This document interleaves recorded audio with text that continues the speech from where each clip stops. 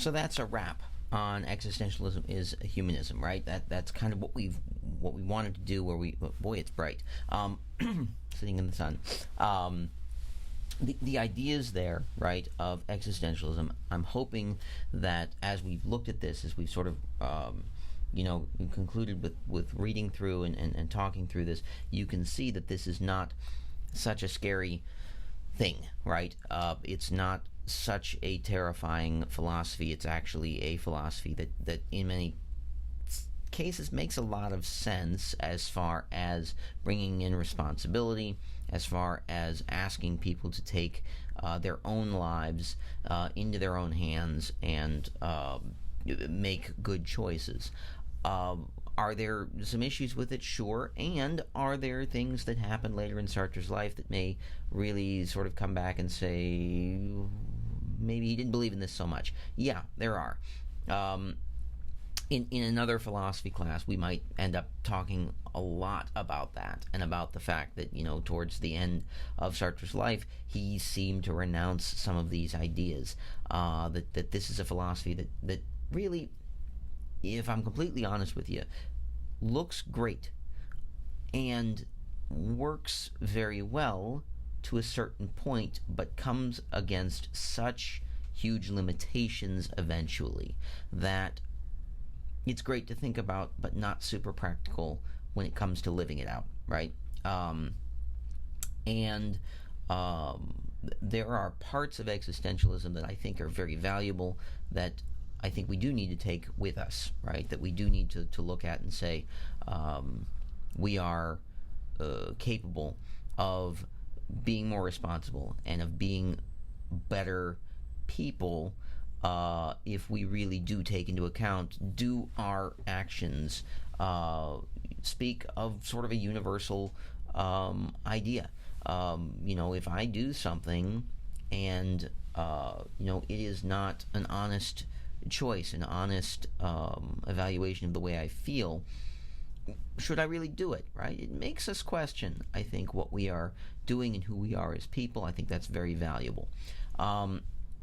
So what are we doing as we go into next week?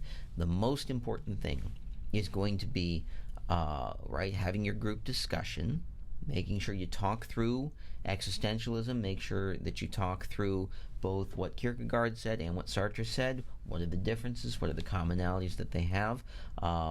And certainly if you have questions, let me know. Happy to jump in and participate in any discussions that you've got during the week, but also to be prepared to start with The Plague. What we're going to see in The Plague is not a book of pure philosophy. It is a novel. There's a lot of philosophy in it, and we are going to evaluate it from an academic standpoint. It's what we do, right? It's what we do as academics at this point in time. But I don't want you not to enjoy the book, right? I do want you to read it as a book as well. Certainly take notes about the ideas and the philosophies that are contained in it. And, you'll be discussing those with your group as well. But also read it as in a way, a reflection that became, when we had our own pandemic here and around the globe, that became a kind of a personal thing. There are going to be moments in this book that I think you will read through and say, oh, yeah, I kind of remember that. I kind of remember the way that felt, right? I don't believe many of us were quarantined specifically to a city that we could not leave, right? That would have been a very different environment, but there were places in Europe, in Asia, in around the world where that did become the case. People could not leave their houses. People were not permitted to be outside. People were not permitted to do anything. Certainly, right, when we look at The Plague, we're going to see those reflections as well. So I hope you got a chance to delve deeper into existentialism. We're going to be testing out how these ideas apply throughout the next couple of weeks. So keep those ideas fresh in your mind when you're talking with your groups. Discuss how you might be expecting to see these philosophies used, and there you go. Have a good week, and I will talk to you again in week 3.